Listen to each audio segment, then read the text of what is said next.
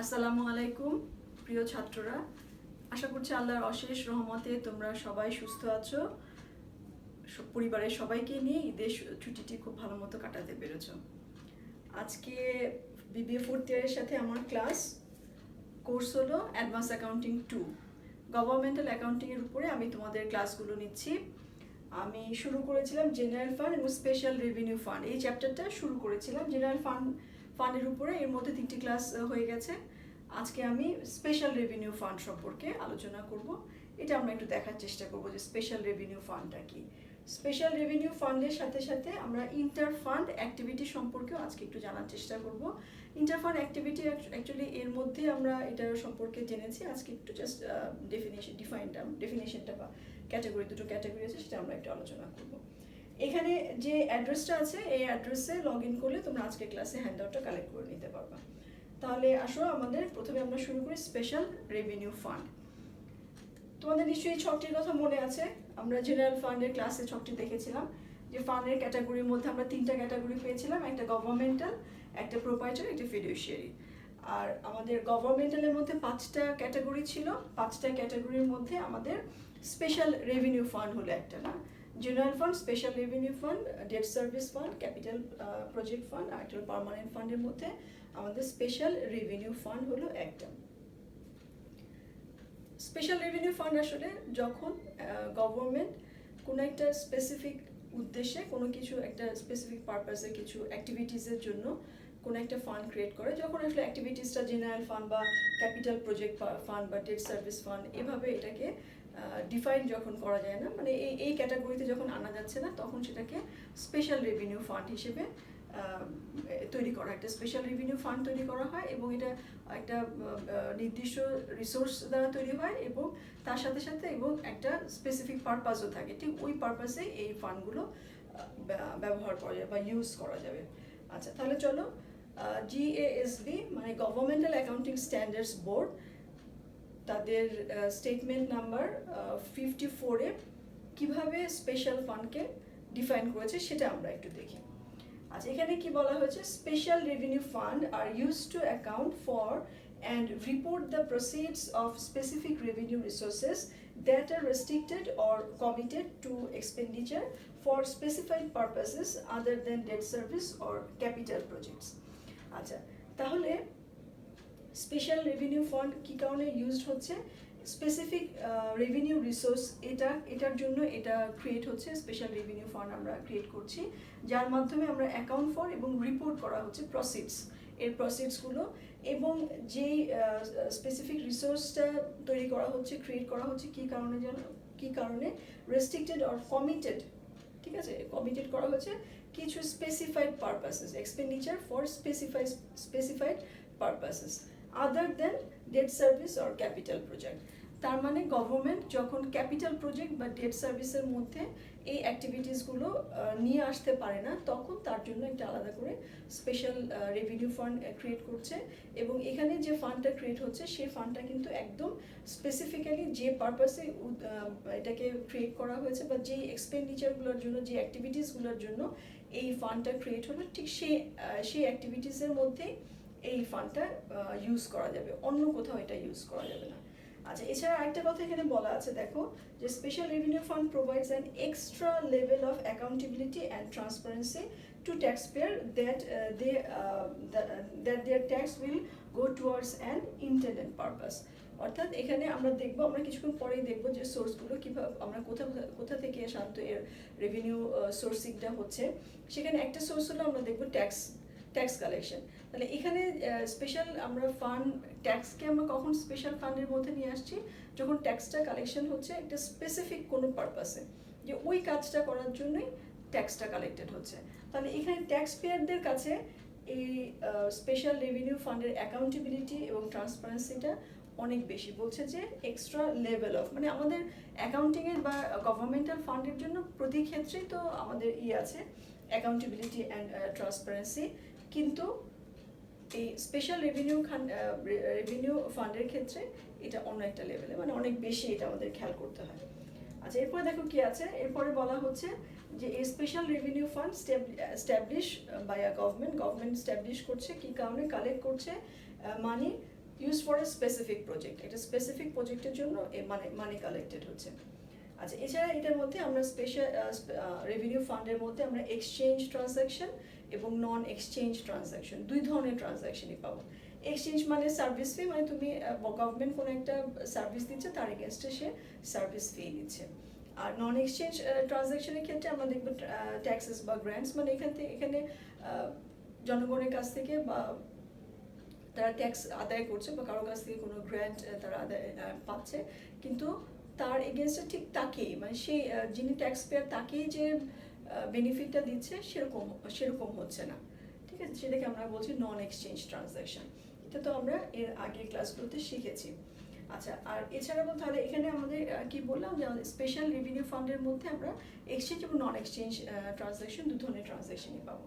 এরপরে বলছে যে অ্যাকাউন্টিং বলছে is the same as general fund. General ফান্ডের মধ্যে আমরা যে অ্যাকাউন্টিংগুলো শিখে এসেছি, যে যেভাবে অ্যাকাউন্টস মেনটেন হবে, যেভাবে জার্নালস হবে, তাহলে এখানেও সেরকমভাবে আমরা করছি। তার অর্থ হলো আমরা জেনারেল ফান্ডে দেখেছি, মানে গভর্নমেন্টাল ফান্ডগুলো সবগুলোতে আমরা দেখেছি যে আমাদের modified accrual basis of accounting এখানে ফলো করা হয়। এবং আমরা জেনারেল ফান্ডে যেমনভাবে বাজেট, এনকামব্রান্সেস এগুলোকে আমরা রেকর্ড করেছি, সেরকমভাবে এখানেও রেকর্ড হবে। যেমন বাজেটের ক্ষেত্রে আমরা বাজেটের একটা জার্নাল এন্ট্রিজ করেছি, তাহলে সেই জার্নালটা এখানেও আমাদের করতে হবে। আর এনকামব্রান্সে দেখো যে খেয়াল আছে নিশ্চয়ই তোমাদের, এই যে এনকামব্রান্সের যে স্টেপগুলো ছিল, অ্যাপ্রোপ্রিয়েশন, এনকামব্রান্সেস, এক্সপেন্ডিচার, ডিসবার্সমেন্ট, তাহলে এভাবে স্পেশাল ফান্ডের স্পেশাল রেভিনিউ ফান্ডের ক্ষেত্রে আমরা এনকামব্রান্সকে এভাবে এই স্টেপগুলো ফলো করে আমরা এক্সপেন্ডিচারগুলো করতে পারি। অ্যাপ্রোপ্রিয়েশন মানে বাজেটে যে এক্সপেন্ডিচারটা রেকর্ড করা হয় সেটাকে আমরা অ্যাপ্রোপ্রিয়েশনস বলছি। এনকামব্রান্স হচ্ছে বাজেটের যে অংশটুকু এখন সপ্তাহের মানে পুরো বছরের বাজেটটা আমরা করছি, আর এক্সপেন্ডিচার তো একসাথে আমরা সব করছি না, ঠিক যতটুকু এক্সপেন্ডিচারের জন্য আমরা পারচেজ অর্ডার দিচ্ছি, সেগুলো তার জন্য আমরা এনকামব্রান্স আমরা রেকর্ড করি। এবং পরবর্তীতে যখন এনকামব্রান্স থেকে আমরা পারচেজ অর্ডার ইস্যু করার পর যেটা আমরা রিসিভ করি সেটাকে আমরা বলি এক্সপেন্ডিচার, তখন আমরা রেকর্ড করি। আর ডিসবার্সমেন্ট হলো যখন ভাউচার পেয়েবল হয়। তাহলে এভাবে এখানেও এনকামব্রান্সেও আমরা দেখবো যে স্পেশাল রেভিনিউ ফান্ডেও আমরা দেখবো এনকামব্রান্সের মাধ্যমে এক্সপেন্ডিচারগুলো হতে পারে, অ্যাক্টিভিটিস হতে পারে। এছাড়াও আমরা এনকামব্রান্সেস ছাড়াও আমরা দেখেছি যে পেরোল বা অন্যান্য ক্ষেত্রে এক্সপেন্ডিচার যেমন হয় এখানেও সেরকমও হতে পারে, ঠিক আছে? আচ্ছা, তারপরে আমরা যেটা পেয়েছি দেখো যে এরপরে বলছে যে special revenue fund, number of special revenue fund varies, ঠিক আছে, গ্রেটলি, অনেক, মানে কখনো ফিউ হতে পারে, কখনো মেনি হতে পারে। কোনো গভর্নমেন্ট হয়তো খুব অল্প সংখ্যক মেনটেন করছে, কখনো আবার গভর্নমেন্ট অনেক স্পেশাল রেভিনিউ ফান্ড মেনটেন করছে, কারণ বিভিন্ন একটা নির্দিষ্ট পারপাসে তো এগুলো তৈরি হচ্ছে, স্পেশাল ফান্ড তৈরি হচ্ছে। তবে আমাদের জিএএসবি, গভর্নমেন্টাল অ্যাকাউন্টিং স্ট্যান্ডার্ডস বোর্ডের আমরা রিকমেন্ডেশন দেখব, তারা বলছে যে মিনিমাম, যতটা মিনিমাম সংখ্যক স্পেশাল রেভিনিউ ইউজ করা যায় ততটাই ভালো হবে। হ্যাঁ, ফান্ডটা যতটা মিনিমাম হয় ততটাই ভালো হবে, কারণ এখানে সাউন্ড ম্যানেজমেন্টের জন্য minimum number of special revenue fund প্রয়োজন আছে। কারণ যদি বেশি হয়, বলা হচ্ছে যে যদি এক্সেসিভ স্পেশাল রেভিনিউ ফান্ড হয়ে যায় তাহলে সেটা একটা কমপ্লেক্সিটি অ্যারাইজ করবে। এছাড়াও তোমার যে ইনএফিশিয়েন্ট ফিনান্সিয়াল অ্যাডমিনিস্ট্রেশন তৈরি হয়ে যাবে যদি number of special revenue fund বেশি হয়ে যায়, ঠিক আছে? তাহলে এটা আমাদের দেখবো যে এটা অনেক আছে, অনেক হতে পারে স্পেশাল রেভিনিউ ফান্ড, কিন্তু জিএএসবি তারা রিকমেন্ড করেছে যে এটা মিনিমাম হওয়াটাই ভালো, তাতে করে আমাদের ইফিসিয়েন্সিটা বাড়বে, ফিনান্সিয়াল অ্যাডমিনিস্ট্রেশনের গভর্নমেন্টের ইফিসিয়েন্সিটা বাড়বে।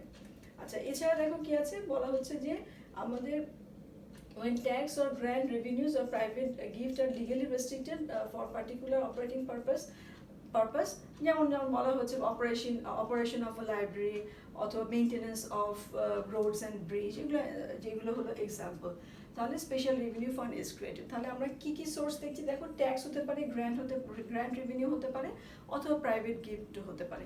তাহলে এইসব খাত থেকে, এইসব সোর্স থেকে রেভিনিউটা কালেক্টেড হচ্ছে বা ফান্ড তৈরি হচ্ছে, এবং সেটা ইউজ হবে, কিন্তু ফান্ডটা ক্রিয়েটেড হচ্ছে এইভাবে, কিন্তু ইউজ হবে একদম স্পেসিফিক যেই উদ্দেশ্যে। যেমন এখানে উদাহরণ আছে যে অপারেশন অফ আ লাইব্রেরি, এটা একটা হতে পারে, এটা একটা স্পেশাল রেভিনিউ ফান্ড হতে পারে, অথবা maintenance of road and bridge, হ্যাঁ, রোড মেনটেনেন্সের জন্য আলাদা করে একটা স্পেশাল রেভিনিউ ফান্ড ক্রিয়েটেড হতে পারে, ঠিক আছে? আচ্ছা, এরপরে যেটা আছে দেখো, বলছে special revenue fund are needed when legal or policy consideration requires separate fund to be created for current operating purposes. তাহলে জেনারেল, আমরা দেখেছি কি জেনারেল ফান্ডের মধ্যে সব অপারেটিং পারপাসেসগুলো জেনারেল ফান্ডের মধ্যে আমরা নিয়ে আসছি সাধারণত।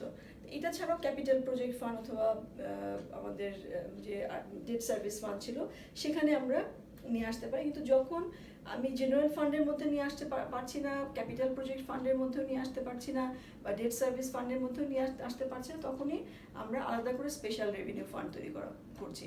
এবং এটা ছাড়াও এখানে দেখো বলছে যে প্রোপ্রাইটারি এবং ফিডুশিয়ারি ফান্ড যেটা আছে সেখানেও এটাকে ডিফাইন করা যাচ্ছে না, তখন আমরা এই স্পেশাল রেভিনিউ ফান্ডটা ক্রিয়েট করছি। আচ্ছা, এরপরে আসো আমরা দেখি পারপাস, কি পারপাসে আমরা স্পেশাল রেভিনিউ ফান্ডটা ক্রিয়েট করে থাকি। সাধারণত বলছে কমনলি যেটা হয় যে ইন্টার গভর্নমেন্টাল ট্রান্সফার, ঠিক আছে, ইন্টার গভর্নমেন্টাল যে গ্র্যান্টস বা ট্রান্সফারটা থাকে সাধারণত স্টেট বা ফেডারেল গভর্নমেন্ট লোকাল গভর্নমেন্টকে দিয়ে থাকে, এভাবে এই স্পেশাল রেভিনিউ ফান্ডটা সাধারণত এভাবে দেখা যাচ্ছে ক্রিয়েট হয়। এবং যেই পারপাসে হচ্ছে লেজিসলেশন প্রোভাইডিং, মানে এই ফান্ডটা ক্রিয়েট করার সাথে সাথে কিছু আইনগত বাধ্যবাধকতাও তার সাথে প্রোভাইড করা হয়, যেটাকে বলা হচ্ছে যে imposes restriction on the use of inter governmental revenue. যে রেভিনিউটা ইন্টার গভর্নমেন্টাল যে ট্রান্সফারটা হলো, যে রেভিনিউ বা গ্র্যান্টটা ট্রান্সফার হলো, এই ট্রান্সফারের সাথে গ্র্যান্ট প্রদানের করার সাথে সাথে তাকে কিন্তু এটাও বলে দেওয়া হচ্ছে যে রেস্ট্রিকশনটা কি মানে কি পারপাসে কিভাবে ইউজ হবে সেটা এখানে ডিফাইন করে দেওয়া হচ্ছে। ঠিক আছে, তাহলে আমরা পারপাসটা দেখে নিলাম। এরপরে আমরা আসি যে special revenue funds received particular guidance, ঠিক আছে, ফ্রম জিএসবি। এমনিতে নর্মালি কিছু গাইডেন্স তো আছে, তার বাইরেও কিছু পার্টিকুলার শুধুমাত্র এটার জন্য আমরা যেটা পাবো সেটা দেখো আমাদের স্পেশাল রেভিনিউ ফান্ডের ক্ষেত্রে, যে যদি গভর্নমেন্ট এক্সপেক্ট করে যে যে কারণে যে সোর্স থেকে রেভিনিউটা কালেক্টেড হবে যদি সেটা সাবস্টেন্সিয়াল পোর্শনটা ডিরাইভড না হয়, ঠিক আছে, no longer be derived. Government যদি মনে করে যে যেই সোর্স থেকে রেভিনিউটা কালেক্টেড হবে বা ক্রিয়েট হবে সেই সোর্স থেকে ভালো পরিমাণে বা substantial portion of revenue collected হওয়ার সম্ভাবনা কম, নো লঙ্গার বি আর হচ্ছে না, বি ডিরাইভড হবে না, সেক্ষেত্রে সে কী করে, তাকে decision should be the government should, ঠিক আছে, ডিসকন্টিনিউ দ্য ইউজ, এটার use of a special revenue fund, এটার ইউজটাকে তার ডিসকন্টিনিউ করতে হবে এবং সে পরবর্তীতে সেটা কী করবে, জেনারেল ফান্ডে রিপোর্ট করে দিতে হবে। দেখো বলা আছে report the funds remaining resources in the general fund. যদি সেই যেহেতু স্পেশাল রেভিনিউ ফান্ড যেটা ক্রিয়েট করা হয়েছিল সেখানে কিছু অংশ থেকে যেতে পারে, কিছু ফান্ড থেকে যেতে পারে, সেটাকে জেনারেল ফান্ডে রিপোর্ট করে দিতে হবে।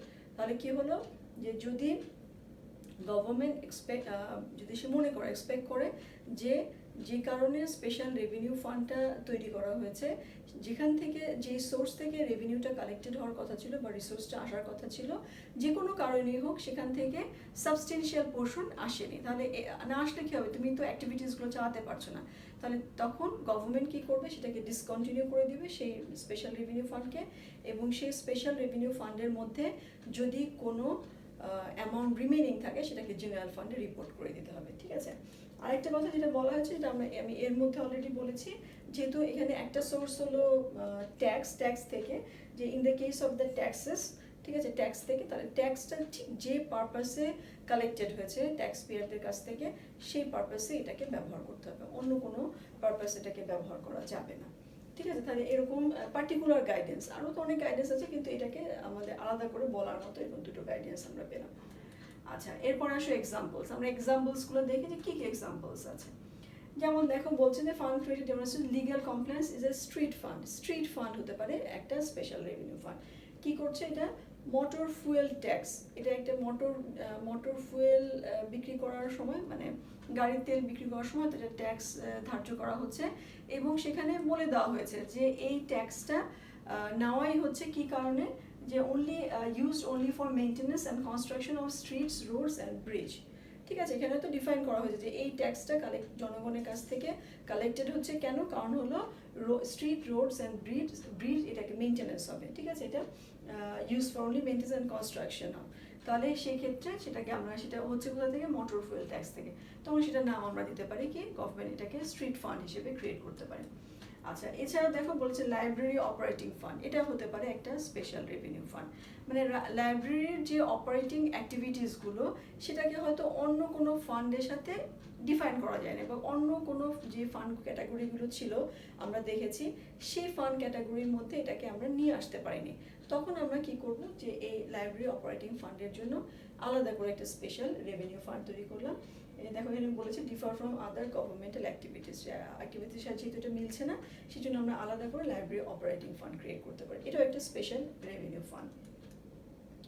আচ্ছা, এছাড়া দেখো কমিউনিটি ডেভেলপমেন্ট ব্লক গ্র্যান্ট, এটার জন্য একটা স্পেশাল রেভিনিউ ফান্ড তৈরি হতে পারে, কমিউনিটি ডেভেলপমেন্ট করা হবে। ঠিক আছে, 4 নম্বরে দেখো কি বলা হয়েছে, যে ট্রাস্ট ফান্ড।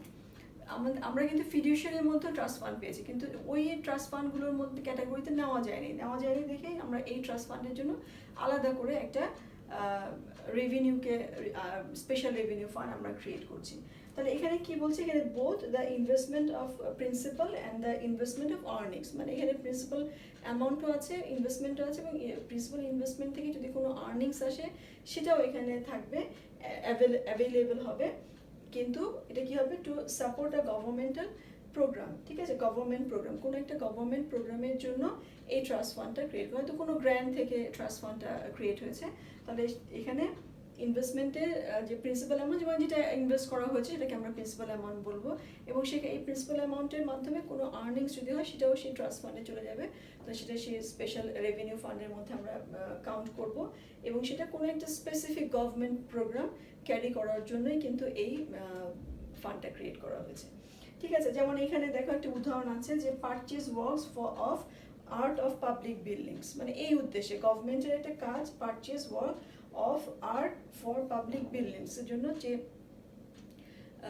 অ্যাক্টিভিটিসের জন্য সে কী করেছে, একটা আলাদা ট্রাস্ট ফান্ড ক্রিয়েট, হয়তো কোনো গ্র্যান্ট সে পেয়েছে, যে গ্র্যান্টের মাধ্যমে সেই কাজগুলো করবে।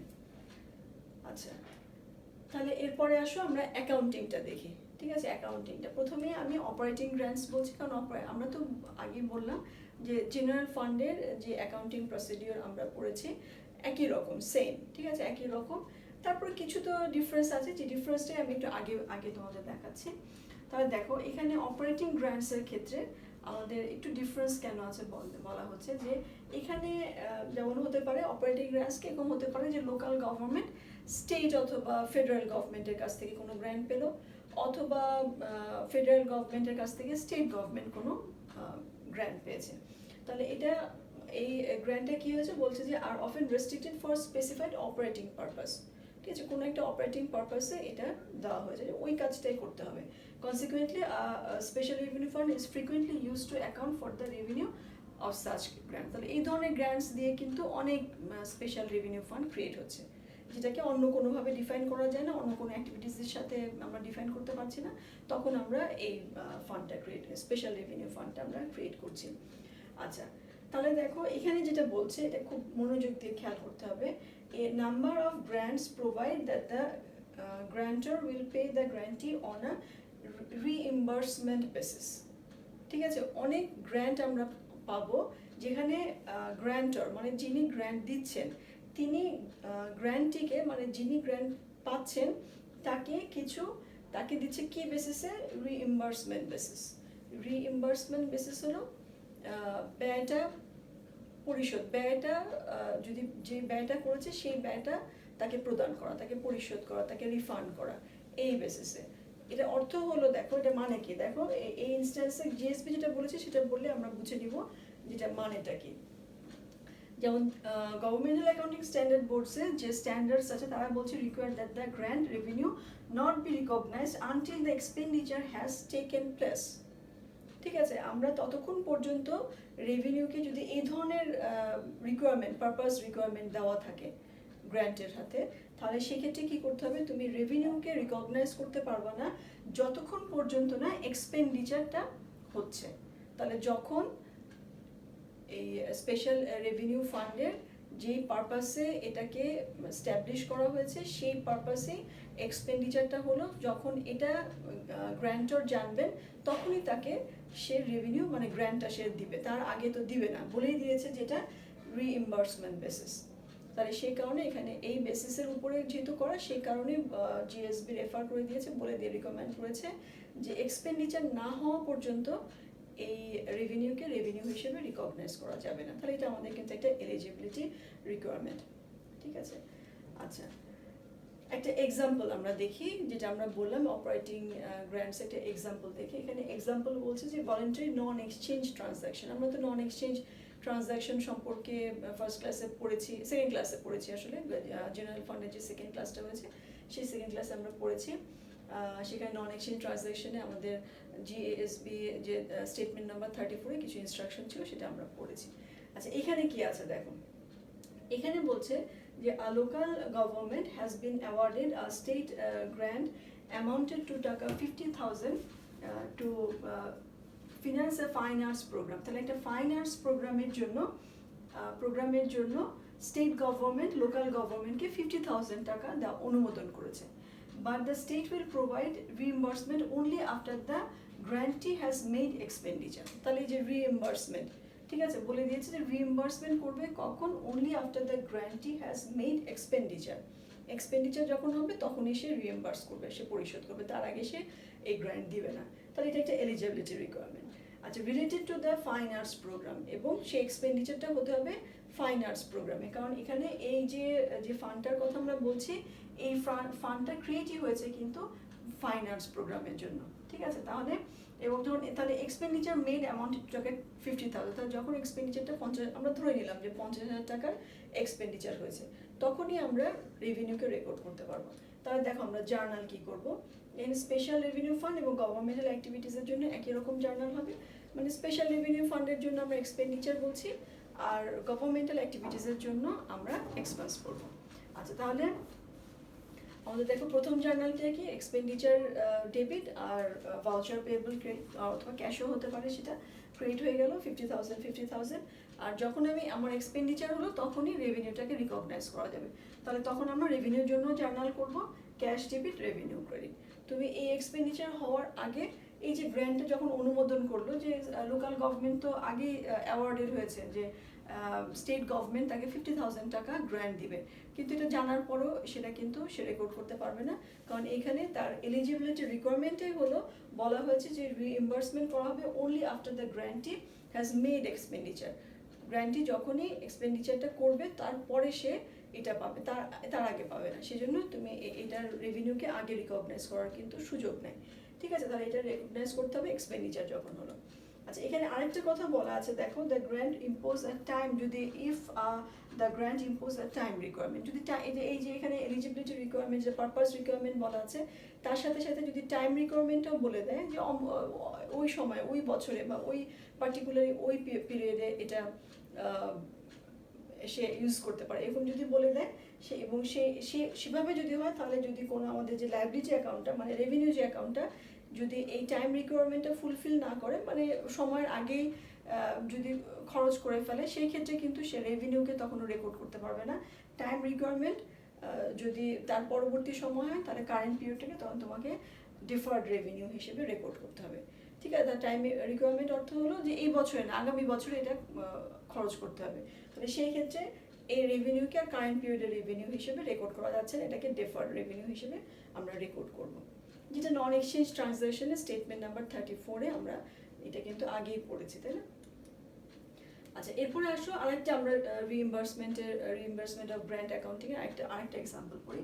যেমন এখানে দেখো বলা হচ্ছে ফুয়েল ট্যাক্স নিয়ে আমরা ফুয়েল ট্যাক্সের রিইম্বার্সমেন্টও দেখবো, বা আরেকটা আমাদের অপারেটিং গ্র্যান্টসও দেখবো, আরেকটা আমরা ট্যাক্স দিয়েও আমরা দেখে নেব এক্সাম্পলটা।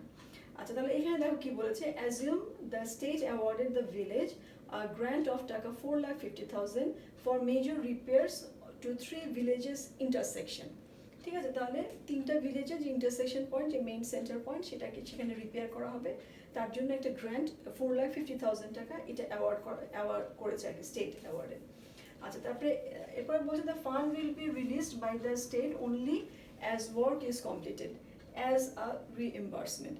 তাহলে কি, যে ফান্ড উইল বি রিলিজড, তাহলে স্টেট বলে দিয়েছে যেমনভাবে অ্যাওয়ার্ড করেছে সে 4,50,000 টাকা, তেমনভাবে কিন্তু সে আবার এটাও বলে দিচ্ছে যে যখন ওয়ার্কটা কমপ্লিটেড হবে তখনই এটা রিইম্বার্স করা হবে, তার আগে সে এই গ্র্যান্ট পাচ্ছে না।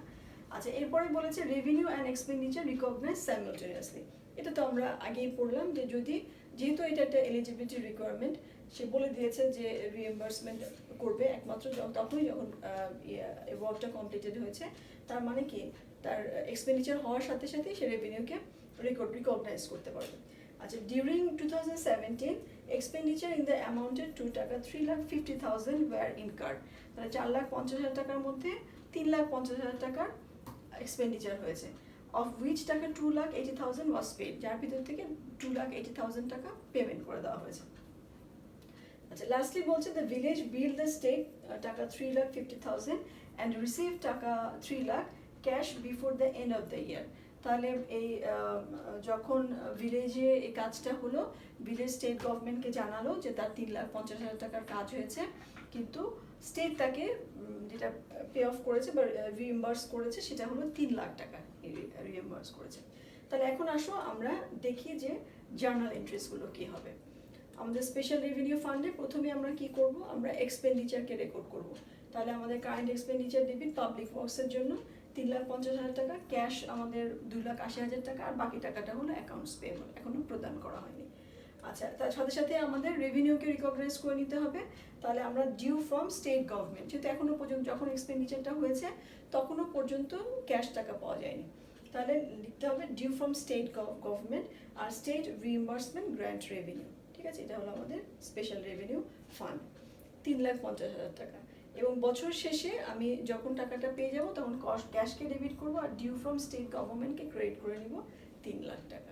তাহলে এই হলো আমাদের স্পেশাল রেভিনিউ ফান্ডে আমরা যে অপারেটিং গ্র্যান্টসটা পেয়েছি, সেই স্টেট গভর্নমেন্ট ভিলেজকে দিল, কিন্তু যেহেতু আমাদের রিএম্বার্সমেন্ট বেসিস এটা হবে, তাহলে আমরা দেখে নিলাম যে যখন এক্সপেন্ডিচার হলো তখন রেভিনিউকে রেকর্ড করেছি এবং পরবর্তীতে যখন টাকাটা পেলাম তখন আমরা ক্যাশকে ডেবিট করেছি।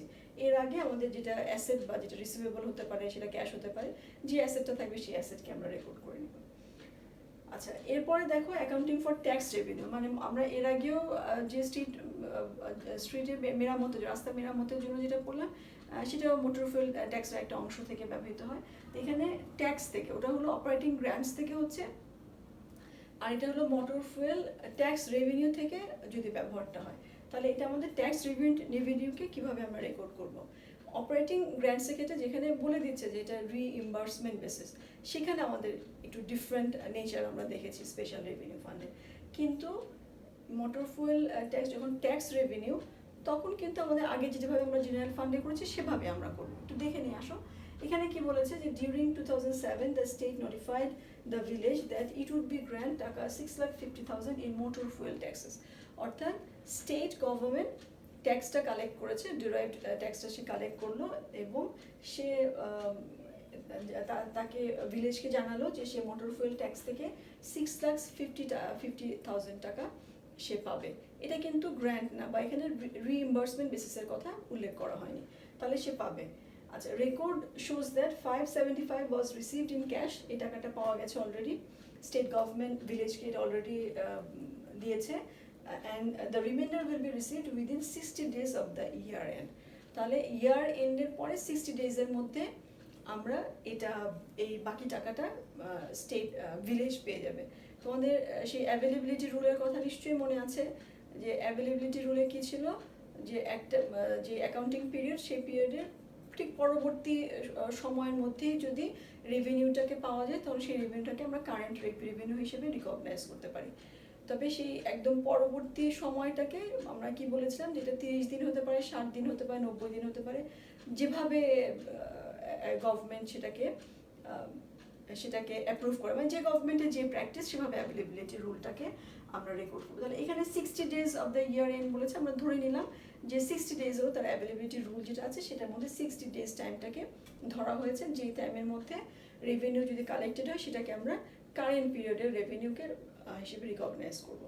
তাহলে এটা আমাদের কি ধরনের ট্রানজাকশন ছিল, ডিরাইভড ট্যাক্স রেভিনিউ, তাই না?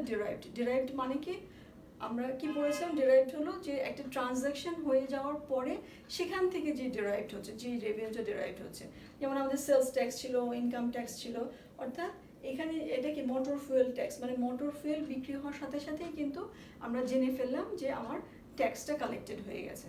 হ্যাঁ, আমি হাতে পরে পাই, সেটা অসুবিধা নেই, ভিলেজকে পরে পাঠানো হচ্ছে, কিন্তু ভিলেজ তো জেনেছে যে তাকে 6,50,000 টাকা দেওয়া হবে এই মোটর ফুয়েল ট্যাক্স থেকে, যে মোটর ফুয়েলটা বিক্রি হয়েছে সেখান থেকে ট্যাক্স কালেক্টেড হয়েছে।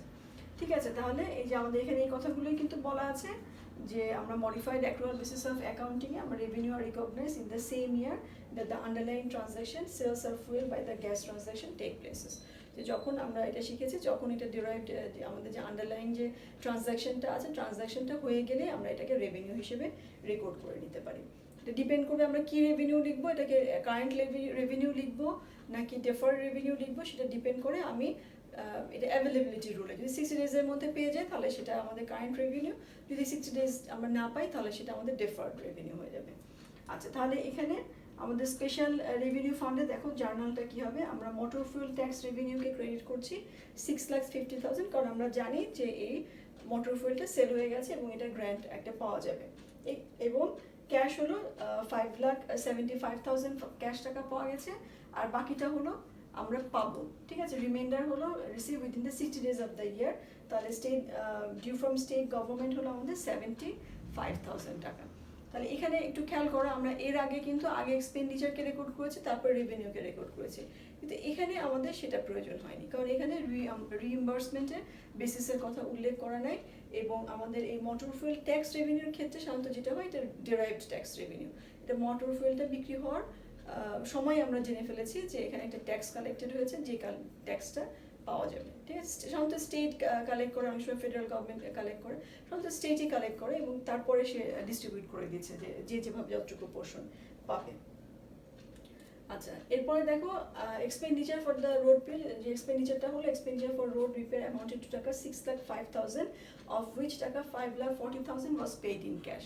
তাহলে যখন এক্সপেন্ডিচারটা হলো তখন আমরা জার্নাল কি করব, স্পেশাল এক্সপেন্ডিচারকে আমরা ডেবিট করব। তাহলে এক্সপেন্ডিচার পাবলিক ওয়ার্কস হলো 6,05,000, আর এখানে ক্যাশ টাকা আমরা পেমেন্ট করেছি 5,40,000, বাকি টাকাটা হলো আমাদের অ্যাকাউন্টস পেবল 65,000 টাকা। এটা আমাদের এক্সপেন্ডিচার নর্মাল যেভাবে আমরা রেকর্ড করি সেভাবে আমরা রেকর্ড করব।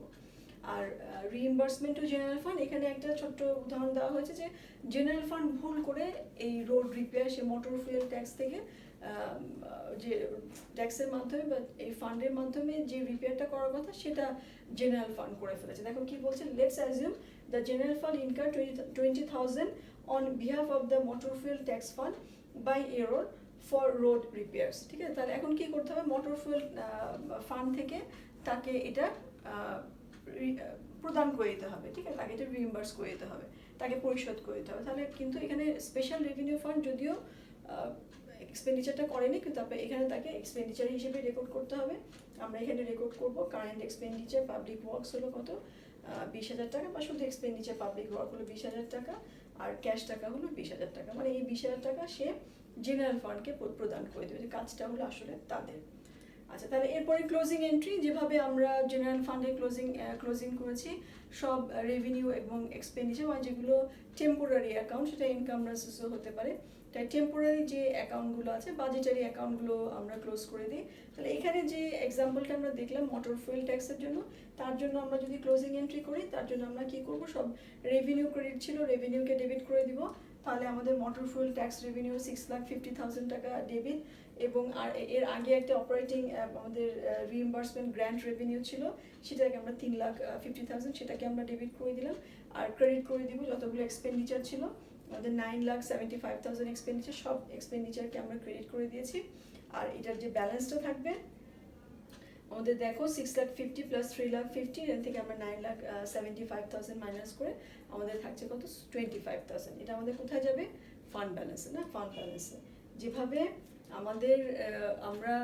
আমাদের বিজনেস প্রফেশনের ক্ষেত্রে যেটা আমাদের বিজনেস অর্গানাইজেশনে যে আমরা ক্লোজিং এন্ট্রিটা করি, সব ইনকাম সামারি ইনকাম স্টেটমেন্টের মধ্যে ক্লোজ করি, এটাকে আমরা ফান্ড ব্যালেন্সের মধ্যে ক্লোজ করি, সেটা আমরা জেনারেল ফান্ডের সময় কিন্তু শিখেছি। আচ্ছা, তাহলে এই গেল আমাদের এই আমাদের স্পেশাল রেভিনিউ ফান্ডের যে অ্যাকাউন্টিংটা আমরা মেনটেন করি, একেবারেই জেনারেল ফান্ডের মতো, শুধু যদি রিইম্বার্সমেন্ট বেসিস হয়, কারণ আমরা এটা প্র্যাকটিস আছে যে গ্র্যান্ট যখন অপারেটিং গ্র্যান্টগুলো প্রদান করা হচ্ছে তখন এই পারপাস রিকোয়ারমেন্টটা ইম্পোজ করে দেওয়া হয়, যেটা রিইম্বার্সমেন্ট বেসিস হবে, তখন আমাদের রেভিনিউ রিকগনিশনের একটু একটু ডিফার করলো আর কি। এছাড়া সব কিছু কিন্তু একই রকম। আর ফিনান্সিয়াল রিপোর্টিং এর ক্ষেত্রে আমরা দেখবো যে আমাদের একেবারে special revenue fund accounting and financial reporting are essentially the same as for the general fund. General ফান্ডে আমরা যেভাবে করেছি, আমরা জেনারেল ফান্ডে যে balance sheet, special revenue fund would be যে ব্যালেন্স শিট, তারপরে statement of revenue expenditure and changes in fund balance, এটা আমরা তৈরি করেছি জেনারেল ফান্ডে। ঠিক আছে, এগুলো সবই আমাদের একইভাবে আমরা এখানেও তৈরি করব। এবং এখানে আমাদের যে budgetary comparison schedule is also provide the required supplementary information for each major special revenue fund. তাহলে আমরা যে বাজেটারি কম্পারিজন শিডিউলটা তৈরি করি, ওখানে প্রত্যেকটা স্পেশাল রেভিনিউ, নন মেজর যতগুলো স্পেশাল রেভিনিউ ফান্ড আছে, প্রত্যেকটা সাপ্লিমেন্টারি ইনফরমেশন কিন্তু ওখানে প্রোভাইড করতে হবে।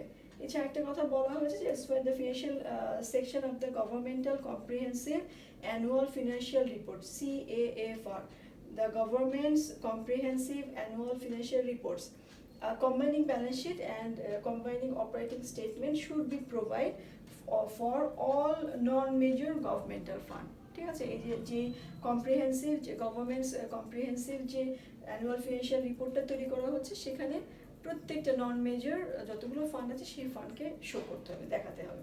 আচ্ছা, এখানে একটা ছবি আছে, দেখো, combining statement of revenue expenditure and changes in fund ব্যালেন্সের। এখানে রেভিনিউ, এখানে এক্সপেন্ডিচার এবং আদার ফিনান্সিয়াল সোর্সেস, যেভাবে আমরা একদম জেনারেল ফান্ডে দেখেছি একই রকম। এখানে দেখো স্পেশাল রেভিনিউ ফান্ড অনেকগুলো, ইমার্জেন্সি ফান্ড আছে, স্টোন ওয়াটার ড্রেনেজ আছে, রোড ইউজ আছে, community development, housing, main street, তারপরে ইয়ঙ্কার সেলফ ডিস্ট্রিক্ট, এরপর আছে কনভেনশন সেন্টার, অডিটোরিয়াম, তারপর ট্রানজিট অপারেশন, এরকম অনেকগুলো আমাদের স্পেশাল রেভিনিউ ফান্ড এখানে আছে। আচ্ছা, এছাড়া জেনারেল ফান্ডে যদি তোমাদের একটু খেয়াল থাকে, আমরা এরকম একটা ব্যালেন্স শিট তৈরি করেছিলাম জেনারেল ফান্ডে, একদম সেম এরকমই আমরা ব্যালেন্স শিট আমরা তৈরি করবো স্পেশাল রেভিনিউ ফান্ডের জন্য। এছাড়া আমরা statement of revenue expenditure and changes in fund balance আমরা তৈরি করেছিলাম জেনারেল ফান্ডের জন্য। এখানে একদম সেম এভাবে আমরা যে রেভিনিউ এক্সপেন্ডিচার এবং এক্সেস অফ এক্সপেন্ডিচার ওভার, এভাবেই আমরা তৈরি করব। আমি জেনারেল ফান্ডে এখানে দেখিয়েছি। এখানে শিডিউল অফ, আমরা যেটাকে যে নন গ্যাপ প্রেজেন্টেশন, মানে গ্যাপের রিকোয়ারমেন্ট হলো, এর আগে আমি যে ব্যালেন্স শিটটা বা চেঞ্জেস ইন ফান্ড ব্যালেন্সটা দেখালাম, সেটা হলো গ্যাপের রিকোয়ারমেন্ট। আর গ্যাপের রিকোয়ারমেন্ট ছাড়াও এরকম একটা স্কেজুয়াল তৈরি করা হয়, যে স্কেজুয়ালের মধ্যে বাজেটেড অ্যামাউন্টটা, যেটা অরিজিনাল ছিল আবার মাঝখানে কিছু চেঞ্জও হতে পারে, সেই অ্যামাউন্টটা নিয়ে পরবর্তীতে ফাইনাল অ্যামাউন্ট আনা হয়, এবং পরবর্তীতে অ্যাকচুয়াল অ্যামাউন্টটা নিয়ে এসে বাজেটের সাথে অ্যাকচুয়ালকে কম্পেয়ার করে একটা ভ্যারিয়েন্স উইথ ফাইনাল বাজেট এখানে আমরা দেখব। এবং এখানে এই বাজেটের মধ্যে কিন্তু এই এনকামব্রেন্সও আছে, এক্সপেন্ডিচার এবং এনকামব্রেন্সও আমরা এখানে নিয়ে আসি। ঠিক আছে, যেটা এক্সপেন্ডিচার, আমরা রেভিনিউ এক্সপেন্ডিচার হয়তো আগের অ্যাকচুয়াল অ্যামাউন্টগুলি আসছে, কিন্তু এনকামব্রেন্স কিন্তু ওখানে ছিল না। তাহলে এনকামব্রেন্সের যে কম্পারিজনটা, এই কম্পারিজনটা আমরা এই স্টেটমেন্টের মাধ্যমে পাই। তাহলে আমরা স্পেশাল রেভিনিউ ফান্ড সম্পর্কে একটা ধারণা পেলাম।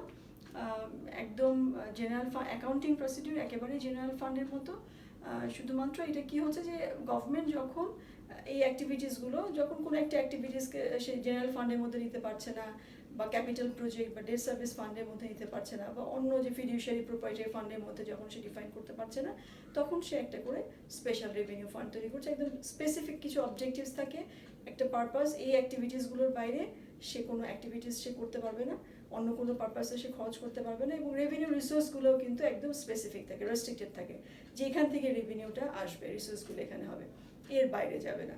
এবং যদি গভর্নমেন্ট যদি মনে করে যে না, এটা কন্টিনিউ হবে না, ঠিক মতো রিসোর্স আসছে না, বা যে এটার অ্যামাউন্টটা, যে রিসোর্সটা কালেক্টেড হয়েছে তার দিয়ে কাজ হবে না, এরকম যদি মনে করে, তাহলে সে স্পেশাল রেভিনিউ ফান্ডটাকে ডিসকন্টিনিউ করে দিতে পারে, এবং যদি কোনো অ্যামাউন্ট ওখানে থেকে যায় সেটাকে সে আবার জেনারেল ফান্ডে রিপোর্ট করে দিতে পারবে। ঠিক আছে, তাহলে এই হলো আমাদের স্পেশাল রেভিনিউ ফান্ড। আচ্ছা, এরপরে আসো ইন্টার ফান্ড অ্যাক্টিভিটি। আমরা জাস্ট ছোট্ট করে এটা আমরা ইন্টার ফান্ড অ্যাক্টিভিটি, তো এর আগে আমরা অনেক পড়েছি, আমরা দেখেছি জেনারেল ফান্ডের সময় যে ইন্টার ফান্ড যে ট্রান্সফারগুলো, এগুলি আমাদের ইন্টার ফান্ড অ্যাক্টিভিটি। তাহলে ইন্টার ফান্ডের যে অ্যাক্টিভিটি, সেটাকে আমরা প্রথমে এটাকে দুটোভাবে তুমি ডিফাইন করতে পারো। একটা হলো রেসিপ্রোকাল ইন্টার ফান্ড অ্যাক্টিভিটি, আর একটা হলো নন রেসিপ্রোকাল ইন্টার ফান্ড অ্যাক্টিভিটি। একটা রেসিপ্রোকাল, একটা নন রেসিপ্রোকাল। তাহলে রেসিপ্রোকাল কোনটা? দেখো, রেসিপ্রোকাল ইন্টার ফান্ড অ্যাক্টিভিটির মধ্যে আমরা বলেছি ইন্টার ফান্ড লোন, এটা কিন্তু ইন্টার ফান্ড ট্রান্সফার না, বা গ্র্যান্ট না, এটা হলো লোন। লোন মানে কি একজন একটা ফান্ড আরেক ফান্ডকে লোন দিচ্ছে, সে সেটাকে রিপে করবে। তাহলে এখানে দেখো বলছি ইন্টারফান্ড লোন আর sometimes made from one fund to another with the intent that the amount to be repaid. এক ফান্ড আরেক ফান্ডকে দিচ্ছে কিন্তু অ্যামাউন্টটা রিপেইড হবে, ঠিক আছে। এই ধরনের ক্ষেত্রে আমরা রেকর্ড করবো কীভাবে, যেই ফান্ড তাকে লোন দিল তার জন্য রেকর্ডটা হবে কারেন্ট রিসিভেবল। যেই ফান্ড, তো জেনারেল ফান্ড দিল কোনো সার্ভিস ফান্ডকে, তাহলে জেনারেল ফান্ডের রেকর্ডটা হবে হলো কারেন্ট রিসিভেবল। আর সার্ভিস ফান্ড হলো সে গ্র্যান্টটা পেয়েছে, সে লোনটা পেয়েছে, গ্র্যান্ট নেই, এগুলো লোন হবে, লোন পেয়েছে, তাহলে এটা হবে রেকর্ডটা কারেন্ট লায়াবিলিটি। ঠিক আছে, একটা উদাহরণ আমরা দেখে আসো, উদাহরণ দেখলে জিনিসটা ক্লিয়ার হয়ে যাবে। The general fund makes a short term loan in the amount of taka 1 lakh to the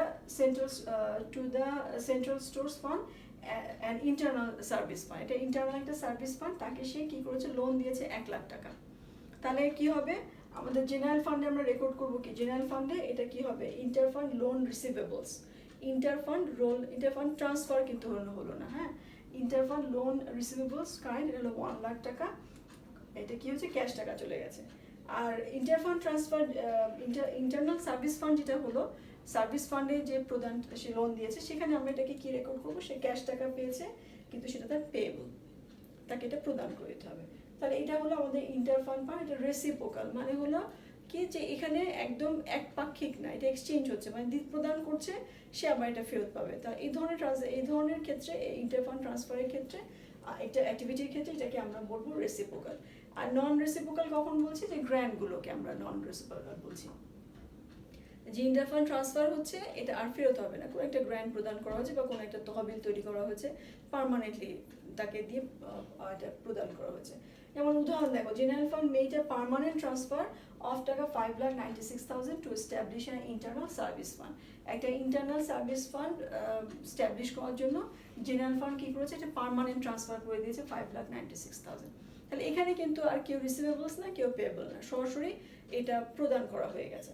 তাহলে সেই ক্ষেত্রে দেখো জেনারেল ফান্ড কি রেকর্ড করছে, জেনারেল ফান্ড বলছে আদার ফিনান্সিং ইউজেস, যেটা অন্য ফান্ডে ইউজ হয়ে গেছে, সেটা 5,96,000 এবং ক্যাশ টাকা চলে গেছে। আর ইন্টারনাল সার্ভিস ফান্ডে যে আমাদের কি হবে, ক্যাশ ডেবিট হবে এবং আমরা receive from due from other general fund থেকে আমরা এটা পেলাম, এরকম একটা রেকর্ড হবে। তাহলে এই হলো আমাদের রেসিপ্রোকাল আর নন রেসিপ্রোকাল ইন্টারফান্ড অ্যাক্টিভিটি।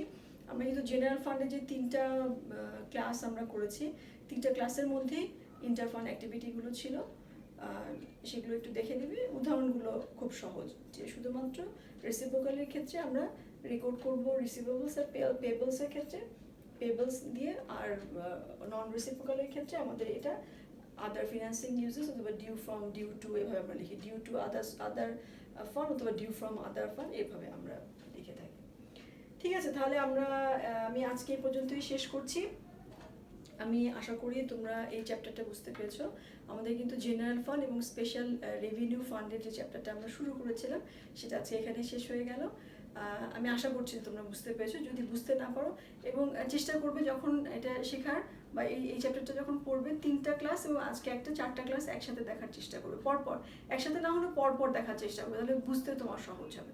ঠিক আছে, হঠাৎ করে এই ক্লাসটা দেখলে কিন্তু অনেক কিছুই তোমার গ্যাপ থেকে যাবে। আগের ক্লাসগুলো দেখে এসে তুমি যদি এই ক্লাসটা দেখো, তখন এটা অনেক বেশি ইজি হবে, বোধগম্য হবে, নাহলে অনেক কিছুই কিন্তু একটু আনক্লিয়ার লাগবে তোমাদের কাছে।